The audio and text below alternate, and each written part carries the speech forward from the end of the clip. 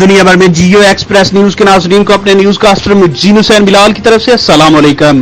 ممبر مرکزی core committee Pakistan Tehreek Insaf senior رہنما و سابق MNA محمد اجاز چودھری اور چیئرمین اسٹینڈنگ کمیٹی و ممبر قومی اسمبلی حاجی امتیاز احمد چودھری نے وزیر اعظم پاکستان عمران خان سے ملاقات کی اور انہیں اپنے حلقے اور ڈسٹرکٹ منڈی بہاؤالدین کے عوام کے مسائل کے متعلق تفصیلی بریفنگ دی۔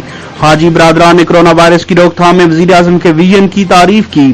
حاجی برادران نے ملاقات کے دوران اوورسیز پاکستانیوں کے مسائل پر بھی بھرپور آواز اٹھائی اور شعبہ زراعت میں ترقی کے متعلق بھی گفتگو کی گئی۔